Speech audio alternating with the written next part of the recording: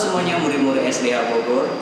Senang rasanya Pak Manata bisa menyapa kalian di pagi hari ini untuk mengawali cepol kita di pagi hari ini.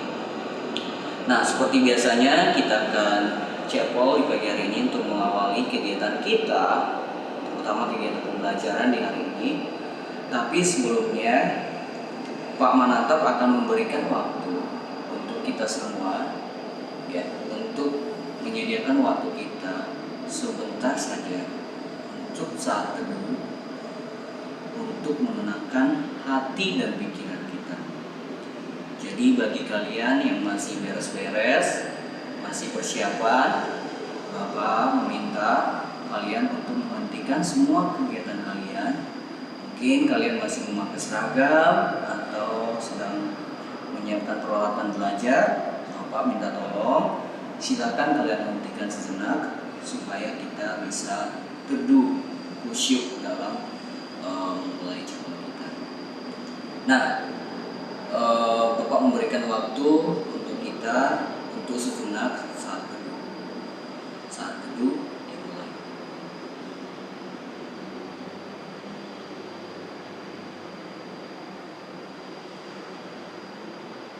Baik, saat teduh selesai. Nah, di pagi hari ini kita akan mengawali cepol kita dengan menyanyikan sebuah lagu, ya, yang berjudul Terima Kasih Tuhan. Nah, bagi kalian yang mungkin belum familiar dengan lagu ini, Bapak akan menampilkan lirik lagu dan Bapak akan mengiringinya dengan menggunakan gitar. Silakan kalian ikutin perlahan tempo, nada, dan liriknya supaya untuk cepol-cepol berikutnya kita bisa mengikuti lagu-lagu yang mungkin bagi sebagian dari kalian masih belum familiar dengan lagu ini. Mari kita nyanyikan lagu yang berjudul Terima Kasih Tuhan. Terima kasih Tuhan untuk kasih setiamu yang Ku alami dalam hidupku. Terima kasih Yesus untuk kebaikan-Mu sepanjang hidupku.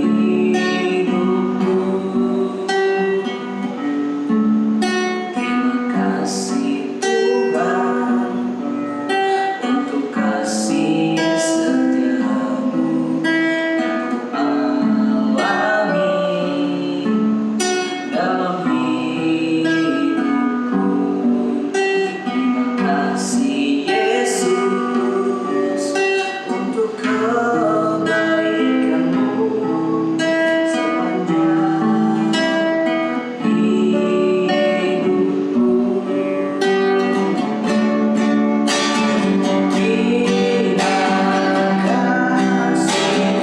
Yesus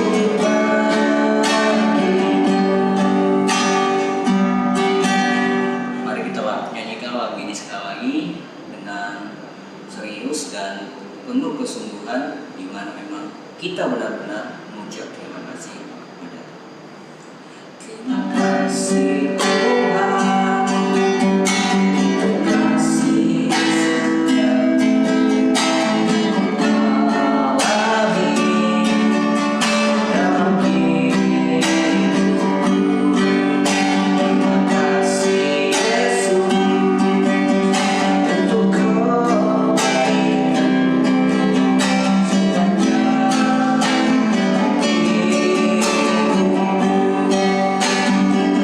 hidupku.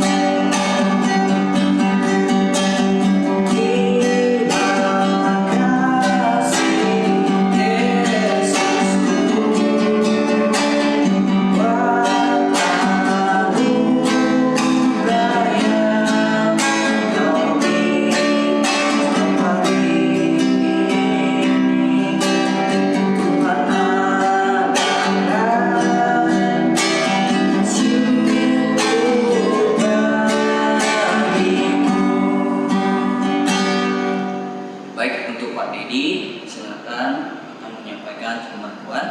Mari kita lebih serius untuk mendengarkan kebenaran firman Tuhan. Selamat mendengarkan. Selamat pagi anak-anak semua. Baik ya, pada pagi hari ini kita akan melanjutkan student chapel kita. Dan kita akan melanjutkan juga pembacaan firman Tuhan pada hari ini dari kitab Keluaran. Kita berterima kasih banyak ya buat Bapak Manatap yang sudah membawakan dan memimpin pujian pada pagi hari ini.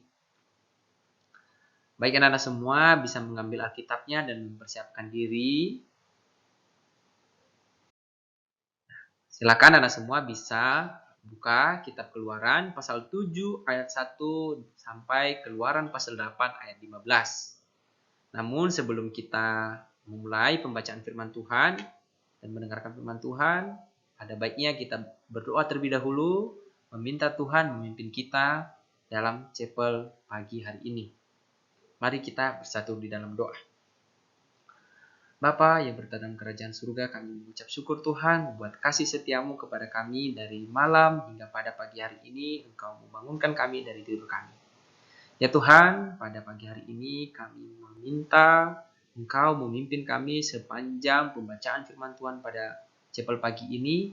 Berikan kami hikmat Tuhan untuk mengerti dan memahami firman-Mu pada pagi hari ini. Ya Tuhan, berkati juga hamba-Mu yang akan menyampaikan firman-Mu kepada anak-anak-Mu semua di tempat ini. Kiranya Engkau pimpin juga hamba-Mu ini ya Tuhan. Ya Tuhan, kami serahkan chapel kami ini ke dalam tangan-Mu. Dalam nama Yesus Kristus kami telah berdoa dan mengucap syukur Tuhan. Amin. Baik ya anak semua, kita akan melanjutkan ya pembacaan firman Tuhan pada pagi hari ini. Anak semua pasti tidak asing lagi yang dinamakan dengan 10 tulah yang terjadi di Mesir. Namun ya pada hari ini kita tidak akan membahas ya ke-10 tulah ini, tapi kita akan membahas tulah pertama dan tulah kedua sebagai hukuman bagi tanah Mesir akibat kekerasan hatinya Firaun. Nah, sebelum melanjutkannya, kita perlu mengingat kembali ya firman Tuhan yang sudah disampaikan Ibu Kristi di minggu lalu. Di minggu lalu ya kita melihat di Keluaran pasal 3 Tuhan mengeraskan hati Firaun. Ya, Tuhan mengeraskan hati Firaun. Pada saat itu ya Tuhan mengangkat Musa dan Harun ya. Tuhan mengangkat Musa sebagai Allah atas Firaun dan Harun diangkat sebagai nabi untuk Musa. Dan Tuhan juga berfirman kepada Musa dan Harun untuk menyampaikan perintah Tuhan kepada Firaun untuk membebaskan bangsa Israel atau umat pilihan Tuhan dari tanah Mesir. Tetapi ya semenjak pertemuan itu anak-anak semua, Firaun tetap mengeraskan hatinya dan tidak mau membebaskan atau membiarkan pergi orang Israel dari tanah Mesir. Lalu ya di kitab Keluaran pasal 7 ayat 14 kalau sama-sama anak-anak bisa lihat dan bacakan, di situ dikatakan bahwa berfirmanlah Tuhan kepada Musa, Firaun berkeras hati, ia menolak membiarkan bangsa itu pergi. Nah, itu adalah Tuhan yang mengatakan kepada Musa bahwa ternyata Firaun tetap mengeraskan hatinya. Dan pada saat itu juga anak-anak semua ya, Tuhan melihat ya betapa kerasnya hati Firaun dan tidak mau membebaskan bangsa Israel dari tanah Mesir. Nah, mulai dari situ anak-anak semua ya, Tuhan memperlihatkan dirinya kepada dewa-dewa orang Mesir dan juga kepada Firaun. Nah, pada saat itu juga Tuhan ya berfirman kepada Musa untuk menemui Firaun di Sungai Nil di Keluaran pasal 7 ayat 15 anak-anak semua. Ya, Tuhan memerintahkan Musa untuk bertemu Firaun. Dan pada saat itu juga anak-anak semua tulah pertama jatuh atas tanah Mesir. Nah, tulah yang pertama anak-anak semua. Tulah yang pertama yaitu anak-anak semua air menjadi darah. Tulah ini terjadi sesuai yang diperintahkan oleh Tuhan kepada Musa dan Harun, yaitu di ayat 20. Demikianlah Musa dan Harun berbuat seperti yang difirmankan Tuhan. Diangkatnya tongkat itu dan dipukulnya kepada air yang di Sungai Nil. Di depan mata Firaun dan pegawai-pegawainya, maka seluruh air di Sungai Nil berubah menjadi darah. Begitulah kisahnya anak-anak semuanya. ketika tulah pertama muncul atau datang di tanah Mesir. Ya, Tuhan berfirman kepada Musa untuk memukul air sungai Nil, dan semua air sungai Nil berubah menjadi darah dan ikan-ikan mati di sana dan berbau busuk. Tapi yang semua apa yang kita lihat di sini, Firaun tetap mengeraskan hatinya. Ya, kita bisa lihat di ayat 23, Firaun berpaling lalu masuk ke istananya dan tidak memperhatikan hal itu juga.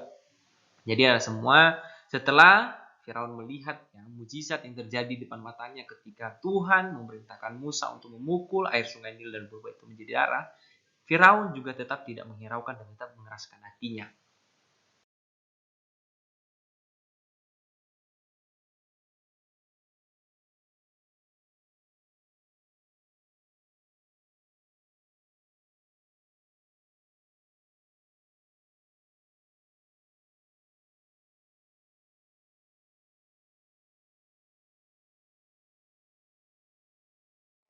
Maka setelah tulah pertama selesai dan semua, Tuhan memberikan kesempatan kepada Firaun untuk merubah hatinya. Di Keluaran pasal 8 yang pertama, berfirmanlah Tuhan kepada Musa, pergilah menghadap Firaun dan katakan kepadanya, beginilah firman Tuhan, biarkanlah umatku pergi, supaya mereka beribadah kepadaku. Jika engkau menolak membiarkan mereka pergi, maka aku akan menulahi seluruh daerahmu dengan katak. Dan katak-katak itu akan mengeriap dalam sungai Nil, lalu naik dan masuk ke dalam istanamu dan kamar tidurmu, ya sampai ke dalam tempat tidurmu, ke dalam rumah pegawai-pegawaimu dan rakyatmu, bawa ke dalam pembakaran rotimu serta dalam tempat adonanmu. Itu ya, dan semua Tuhan memberikan kesempatan kepada Firaun untuk mengubah hati, tapi anak-anak semua, Firaun tetap tidak menghiraukan itu. Maka di ayat 5, berfirmanlah Tuhan kepada Musa, katakanlah kepada Harun, ulurkanlah tanganmu dan tongkatmu ke atas sungai, ke atas selokan, ke atas kolam, buatlah kata-kata bermunculan meliputi tanah Mesir. Maka tulah kedua anak semua datang di tanah Mesir, yaitu wabah katak di seluruh tanah Mesir. Ya, dan itu juga tidak membiarkan, tidak membuat hati Firaun berubah. Di ayat ke-8, Firaun meminta kepada Musa. Kemudian Firaun memanggil Musa dan Harun serta berkata, berdoalah kepada Tuhan supaya jauhkannya kata-kata itu daripadaku dan dari rakyatku. Maka aku akan membiarkan bangsa itu pergi supaya mereka mempersembahkan korban kepada Tuhan. Itu ya yang dikatakan oleh Firaun di ayat 8. Tapi anak-anak semua, setelah Firaun mengatakan tersebut, di ayat 14, di ayat 15, anak semua terutamanya, tetapi ketika Firaun melihat bahwa telah terasa kelegaan, ia tetap berkeras hatinya dan tidak mau mendengarkan mereka keduanya, seperti yang telah difirmankan Tuhan. Mereka keduanya di sini adalah Musa dan Harun. Jadi setelah dua tulah ini terjadi atas Mesir, Firaun juga tetap tidak mengubah hatinya dan tetap mengeraskan hatinya.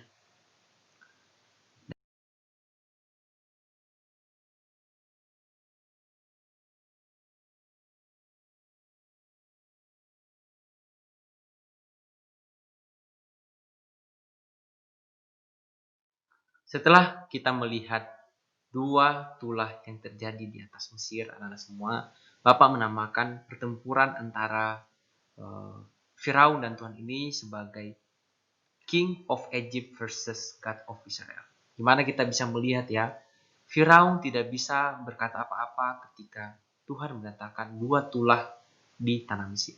Tapi dia tetap berkeras hati anak-anak semua untuk tidak membiarkan bangsa Israel keluar dari tanah Mesir. Lalu berdasarkan pembacaan firman Tuhan ini anak-anak semua, apa sih yang dapat kita pelajari?